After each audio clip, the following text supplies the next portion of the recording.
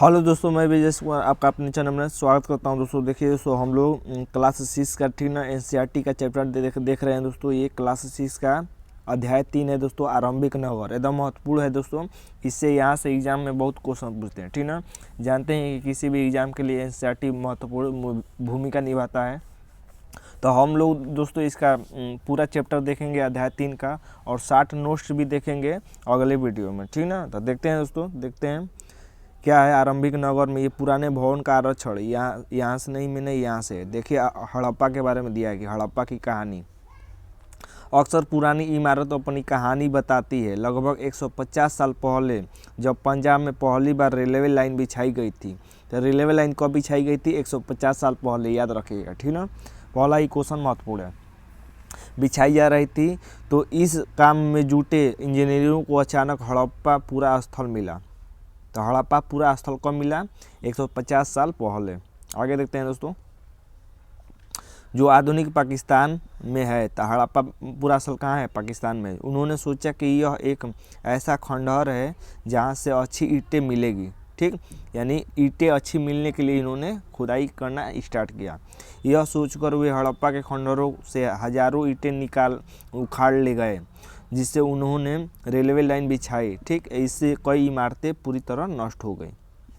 आगे देखते हैं, थोड़ा सा जूम कर लिया जाए। ठीक ना, आगे कह रहा है दोस्तों कि उसके बाद लगभग 80 साल पहले पुरातत्वविदों ने इस स्थल को ढूंढा और तब पता चला कि यह खंडहर उपमहाद्वीप के सबसे पुराने शहरों में से एक है। तो चूंकि इस नगर की खोज सबसे पहले हुई थी, हड़प्पा नगर की सबसे पहले खोज हुई थी। ठीक ना, इसलिए बाद में मिलने वाले इस तरह के सभी पुरा स्थलों में जो इमारतें और चीज़ें मिली, उन्हें हड़प्पा सभ्यता की इमारतें कहा गया। आगे, लगभग इन शहरों का निर्माण 47 वर्ष पहले हुआ था। याद रखिएगा, महत्वपूर्ण है। अगला देखते हैं।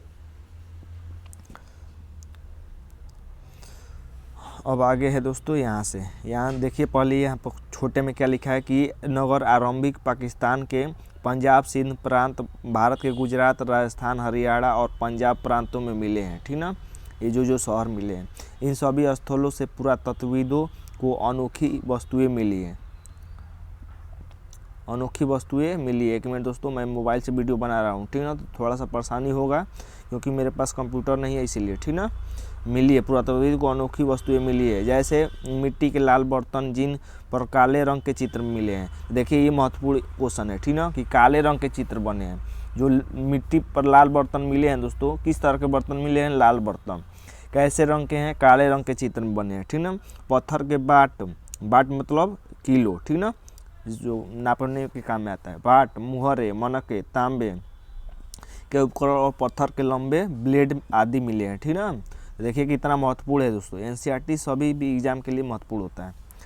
अब यहाँ से देखते हैं कि इन नगरों में से कई दो या दो से ज़्यादा हिस्सों में विभाजित किया गया था। यानी बहुत ऐसे नगर थे कि 2 या 2 से अधिक नगरों में विभाजित किया गया था। ठीक ना, ये प्राय पश्चिमी भाग छोटा था। पश्चिमी भाग क्या था? छोटा था, याद रखिएगा। ठीक, लेकिन ऊंचाई पर बना था, और पूर्वी भाग बड़ा था। तो पूछे दोस्तों कि हड़प्पा नगर का कौन सा स्थल सबसे बड़ा था? तो पूर्वी भाग था। ठीक ना, बड़ा, लेकिन यह निचले इलाकों में था। ये निचले इलाकों में था।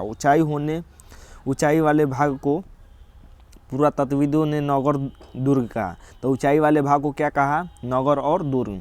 और निचले हिस्से को निचला नगर कहा है। दोनों हिस्सों की चार दीवारी की पक्की ईंटें बनाई जाती थी।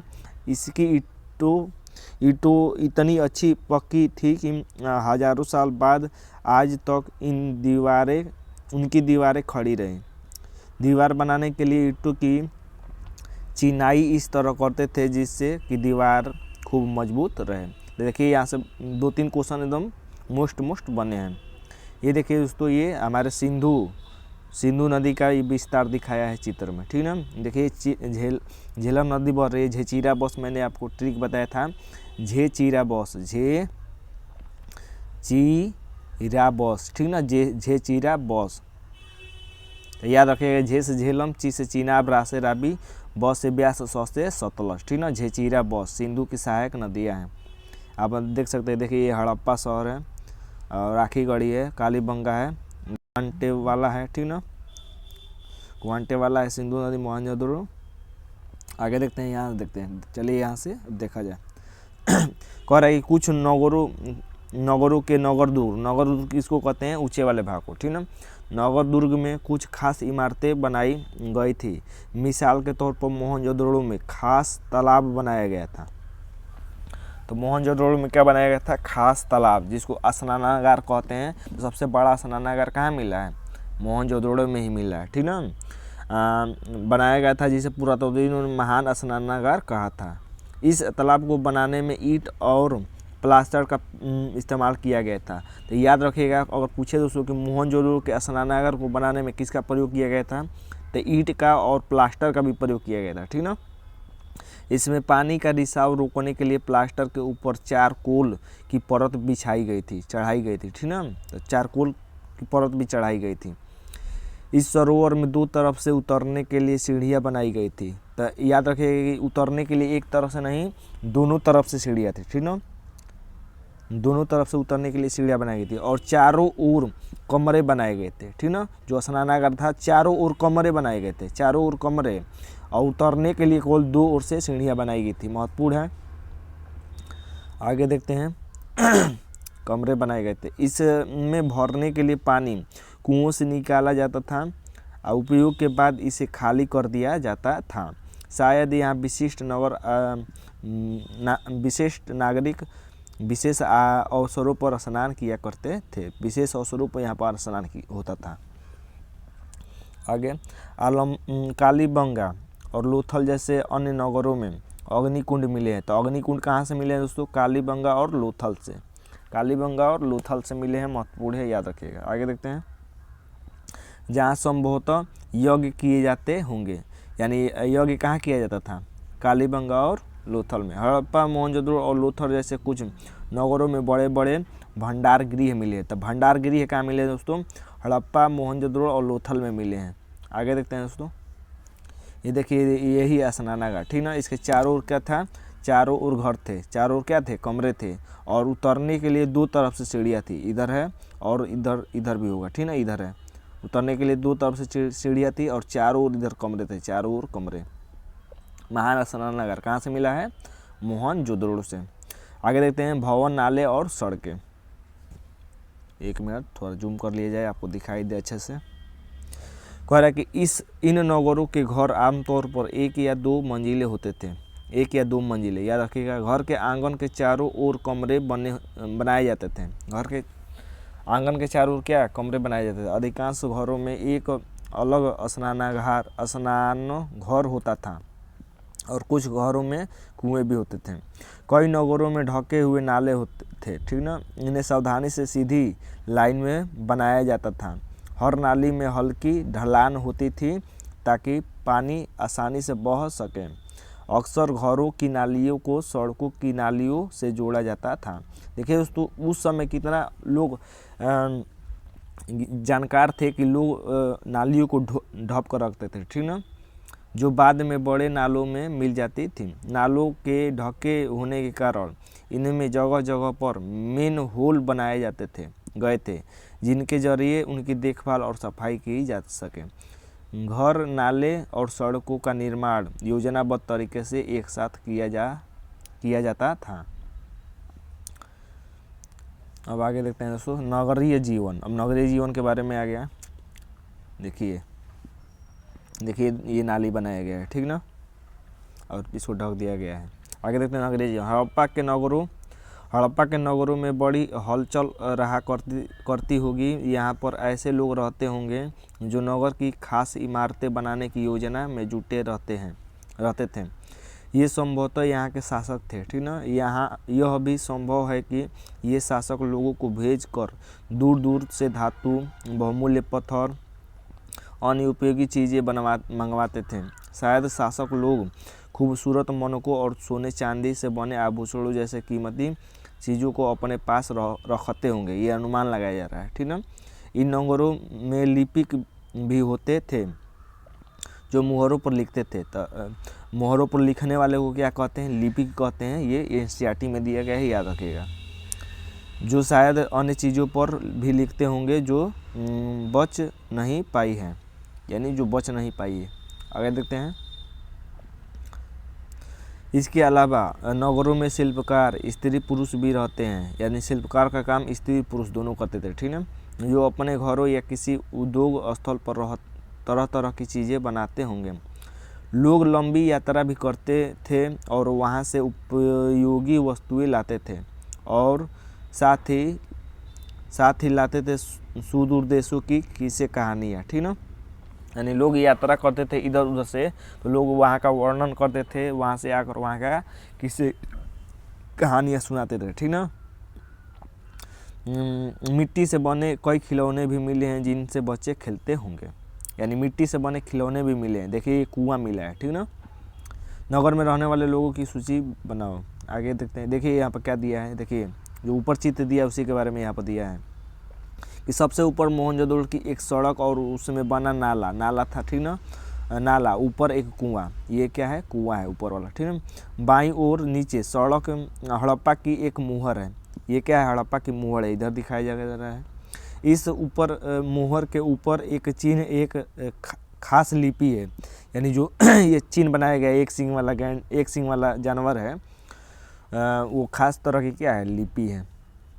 आगे उपमहाद्वीप में पाए गए लेखन का यह प्राचीनतम उदाहरण है।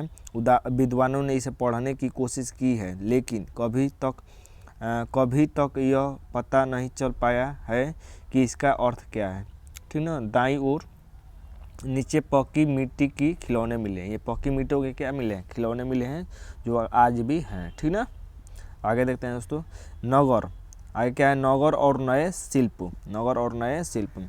आओ अब कुछ ऐसी चीज़ों के बारे में अध्ययन करें जो हड़प्पा के नगरों में प्राप्त हुई हैं। पुरातत्वविदों को जो चीज़ें वहाँ मिली हैं उनमें अधिकतर पत्थर, शंख, तांबे, कांसे, सोने, चांदी जैसे धातुओं से बनाए गए थे। तांबे और कांसे से औजार, हथियार, गहने बर्तन बनाए जाते थे, ठीक ना। तो गहने बर्तन भी बनाए जाते थे तांबे से और कांसे से, याद रखिएगा। सोना और चांदी से गहने और बर्तन बनाए जाते थे। आगे देखते हैं दोस्तों। यहाँ मिली सबसे आकर्षक वस्तु में मनके और बाट है, ठीक ना, याद रखिएगा। ऊपर देखते हैं, ये चित्र आपने ऊपर देखा हुआ, ठीक ना। देख लेते हैं कि ऊपर पत्थर के बाटे देखो कितने ध्यान से और उपयुक्त तरीके से इन बाटों को बनाया गया है। इन्हें चट पत्थर से बनाया गया था। इन्हें शायद बहुमूल्य पत्थर और धातुओं को तोलने के लिए किया जाता था, यानी बाट का प्रयोग क्यों किया जाता था, तोलने के लिए, ठीक ना।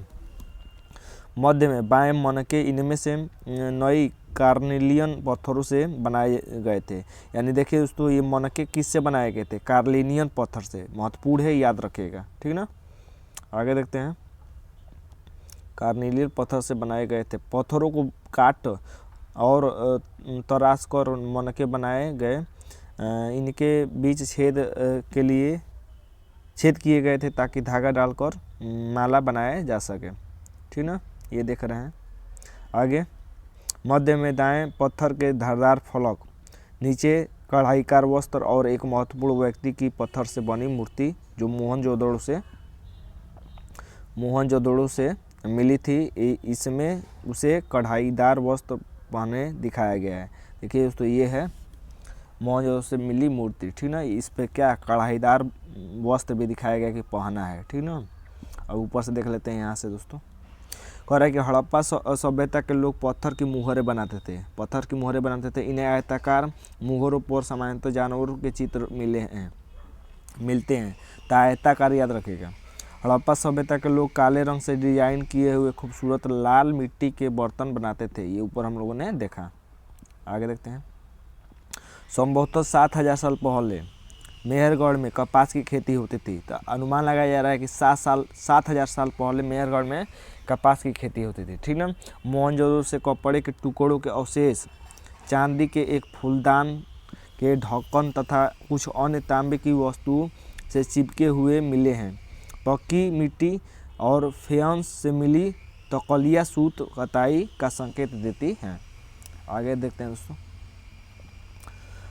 आगे है कि इनमें इनमें से अधिकांश वस्तुओं का निर्माण विशेषज्ञों ने किया था। विशेषज्ञ उसे कहते हैं जो किसी खास चीज़ों को बनाने के लिए खास प्रशिक्षण लेता है, जैसे पत्थर तराशना, मनके चमकाना या फिर मुहरों पर पचकारी करना आदि।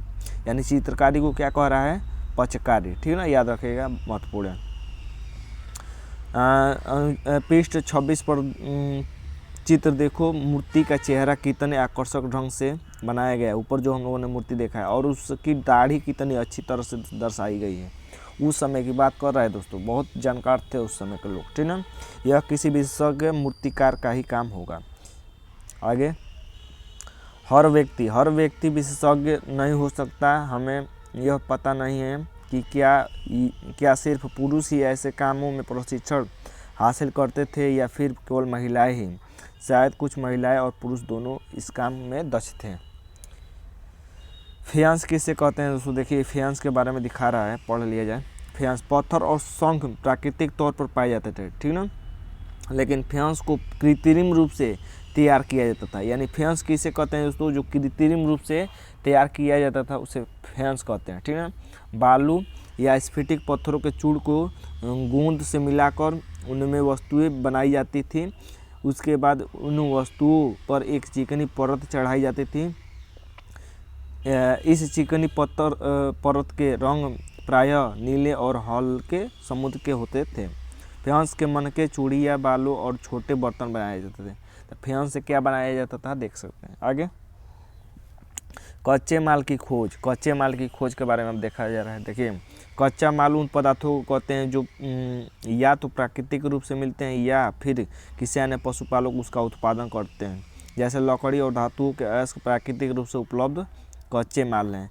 फिर इनसे फिर कई तरह की चीज़ें बनाई जाती थी हैं। मिसाल के तौर पर किसानों द्वारा पैदा किए गए कपास को कच्चा माल कहते हैं, जिससे बाद में कताई बुनाई और करके कपड़ा तैयार किया जाता है। हड़प्पा में लोगों को कई चीज़ें वहीं मिलती थी, लेकिन तांबा और लोहा, सोना, चांदी, बहुमूल्य पत्थरों जैसे पदार्थों का दूर दूर से आयात किया जाता था। ठीक ना। देखिए, अगला स्टेटमेंट एकदम बढ़िया है, अच्छा है, जो आगे पढ़ने वाले हम लोग। कह रहा है कि हड़प्पा के लोग तांबे का आयात संभवतः आज के राजस्थान से करते थे। तो याद रखिए कि हड़प्पा के लोग तांबे का आयात कहाँ से करते थे? राजस्थान से। महत्वपूर्ण है। यहाँ तक कि पश्चिम एशियाई देश ओमान से भी तांबे का आयात किया जाता था। यानी ओमान से भी तांबे का आयात किया जाता था। कांसा बनाने के लिए तांबे के साथ मिलाई जाने वाली धातु टीन का आयात आधुनिक ईरान और अफगानिस्तान से किया जाता था। देखिए, जो टीन मिलाया जाता था उसका आयात कहाँ से किया जाता था? ईरान और अफगानिस्तान से। ठीक ना। आगे दोस्तों कि सोने का आयात आधुनिक कर्नाटक और बहुमूल्य पत्थर का आयात गुजरात और ईरान, अफगानिस्तान से किया जाता है। तो सोने का आयात कहाँ से दोस्तों? कर्नाटक से। ठीक ना। बहुमूल्य जो पत्थर होते थे उसका आयात कहाँ से? गुजरात, ईरान और अफगानिस्तान से। महत्वपूर्ण है दोस्तों, एकदम याद रखिएगा, एग्जाम में यही से कुल क्वेश्चन बनते हैं। ठीक ना। ये देखिए, खिलौना दिखाया गया है, ठीक ना, यहाँ पर आप पढ़ सकते हैं, ये महत्वपूर्ण है। यहाँ से देखते हैं, नगरों में रहने वालों के लिए भोजन। लोग नगरों के अलावा गाँवों में भी रहते थे। ठीक, वे अनाज उगाते थे और जानवर पालते थे। किसान और चरवाहे की शहरों में रहने वाले शासकों, लेखकों और दस्तकारों को खाने के सामान देते थे। पौधों के अवशेष से पता चलता है कि हड़प्पा के लोग गेहूं और जौ, दालें, मटर, धान, तिल और सरसों उगाते थे। आगे दोस्तों कि जमीन की जुताई के लिए हल का प्रयोग एक नई बात थी। हड़प्पा काल के हल तो नहीं बच पाए क्योंकि वे प्राय लकड़ी के बनाए जाते थे। यानी हड़प्पा में जो हल बनाए जाते थे वो लकड़ी के बनाए जाते थे, तो जो गल उल गए, अभी तक नहीं बच पाए। लेकिन हल के आकार के खिलौने मिले हैं। ठीक, इस क्षेत्र में बारिश कम होती है, इसलिए सिंचाई के लिए लोगों ने कुछ तरीके अपनाए। संभवतः पानी का संचयन यानी इकट्ठा करना। ठीक ना, संचयन किया जाता था। जाता होगा, ठीक ना। और ज़रूरत पड़ने पर उससे फसलों की सिंचाई की जाती होगी, ठीक ना। हड़प्पा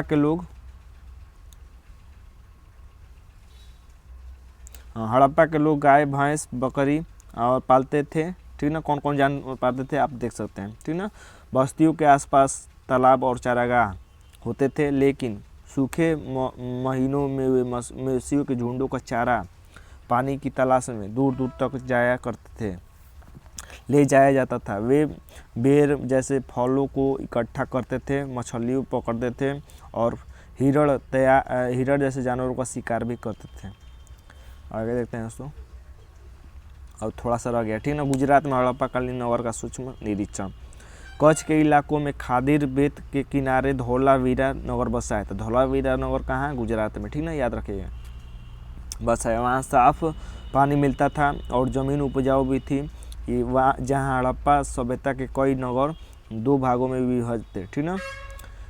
वहीं धौलावीरा नगर 3 भागों में विभक्त था। याद रखिए कि धौलावीरा नगर कितने भागों में विभक्त था? 3 भागों में, और अन्य जो नगर थे वो 2 भागों में। इसके हर हिस्से के चारों ओर पत्थर की ऊंची ऊंची दीवारें बनाई गई थी। इसके अंदर जाने के लिए बड़े बड़े प्रवेश द्वार थे। इस नगर में एक खुला मैदान भी था जहां सार्वजनिक कार्यक्रम आयोजित किए जाते थे। जहां मिले कुछ अवशेषों में हड़प्पा लिपि के बड़े बड़े अक्षरों जैसे पत्थरों को खोदा गया है। इन अभिलेखों को संभवतः लकड़ी में जड़ा गया था। यह अनोखा अवशेष है क्योंकि आमतौर पर हड़प्पा के लेख मुहर जैसी छोटी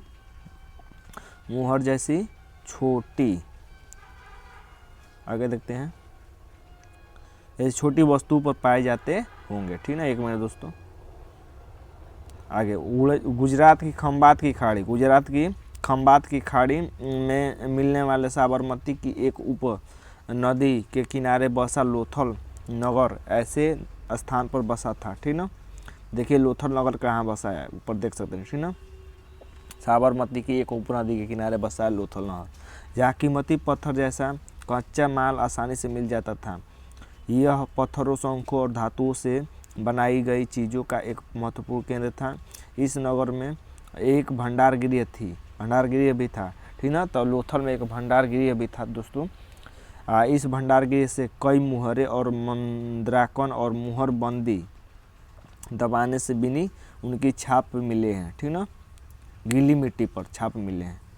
ये क्या है दोस्तों? लोथल का बंदरगाह है। नीचे क्या दिखाया गया है? ये लोथल का बंदरगाह है, ठीक ना, देख लीजिए, महत्वपूर्ण है। अगला देखते हैं दोस्तों। तो धौलावीरा कहाँ है दोस्तों? ये लोथल में है, गुजरात में, याद रखिएगा। ऊपर हम लोगों ने पढ़ा। यहाँ पर एक इमारत मिली है जहाँ संभवतः मनके बनाने का काम होता था। पत्थर के टुकड़े, अध बने मनके बनाने का उपकरण और तैयार मनके भी यहाँ मिले हैं।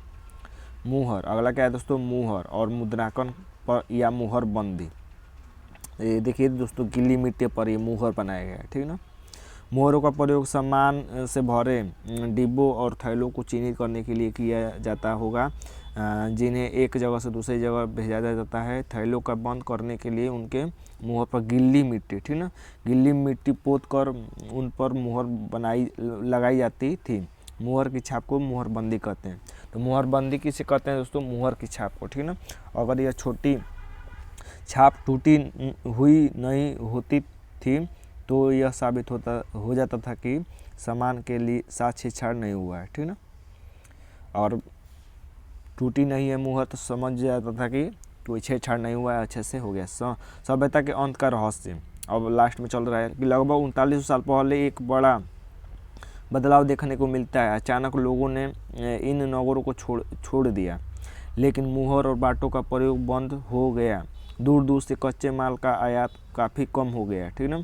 मोहनजोदड़ो में सड़कों पर कचरे के ढेर बनने लगे, जल निकासी प्रणाली नष्ट हो गई और सड़कों पर ही झुग्गी नुमा घर बनाए जाने लगे।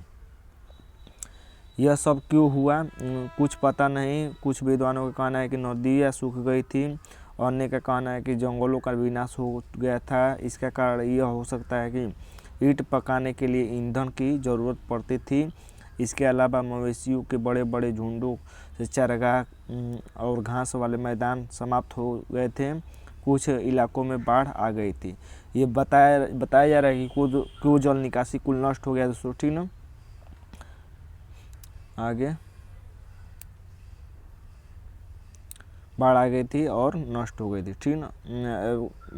आ गई थी, लेकिन इन कारणों से यह स्पष्ट नहीं हो पाता है कि सभी नगरों का अंत कैसे हो गया। यानी ये अभी तक पता नहीं लगा पाया गया है कि नगरों का अंत कैसे हुआ, क्योंकि बाढ़ और नदियाँ सूखने का असर कुछ ही इलाकों में हुआ है। ऐसा लगता है कि शासकों का नियंत्रण समाप्त हो गया। जो भी हुआ वो परिवर्तन का असर बिल्कुल साफ दिखाई देता है। आधुनिक पाकिस्तान के सिंध और पंजाबी बस्तियां उजड़ गई थी। कई लोग पूर्व और दक्षिण इलाकों में नई नई छोटी बस्तियों को जाकर बस गए थे, ठीक ना। इससे लगभग 14 साल पहले बाद नए नगर का विकास हुआ, ठीक ना। इसके बारे में तुम अध्याय 5 से 8 में देखे हुए 5 और 8 में पढ़ोगे। तो ये ख़त्म हो गया दोस्तों। देखिए इसमें उपयोगी चीज़ें क्या हैं, ठीक ना। और तो आपने क्या क्या पढ़ा, नगर दूर के बारे में देखा, लिपि के बारे में देखा, मुहर, शिल्पकार, धातु विशेषज्ञ, कच्चा माल, हल के बारे में देखा और सिंचाई के बारे में, ठीक ना। ये कह रहे कि पुरातत्वविद को कैसे ज्ञात हुआ कि हड़प्पा सभ्यता के दौरान कपड़े का उपयोग होता था। आप इसका आंसर दे सकते हैं। देखिए यहाँ पर मिलाने वाला है, ठीक ना। आप इसको हल जरूर करिए, ठीक ना। ये तांबा कहाँ से मिला है हम लोगों ने देखा, ठीक ना। टीन कहाँ से मिला था, बहुमूल्य पत्थर कहाँ से मिले थे। और इसका 60 नोट भी आएगा दोस्तों, एकदम महत्वपूर्ण। छोटे वीडियो में एकदम 60 नोट को कवर कर दिया जाएगा, ठीक ना। ये महत्वपूर्ण है दोस्तों। देखिए कुछ महत्वपूर्ण तिथियाँ कि मेहरगढ़ में कपास की खेती लगभग 7000 साल पहले हुआ करते थे, ठीक ना। नगरों का आरंभ लगभग 47 साल पहले हुआ था। हड़प्पा के नगरों के अंत की शुरुआत लगभग 3900 साल पहले हुई थी, महत्वपूर्ण है। अन्य नगरों का विकास लगभग 2500 साल पहले हुआ था, सभी महत्वपूर्ण है, ठीक ना दोस्तों। तो ये वीडियो को शेयर कीजिए दोस्तों अपने दोस्तों तक, और चैनल को सब्सक्राइब भी कर सकते हैं। तो आज के लिए बस इतना है दोस्तों, धन्यवाद दोस्तों।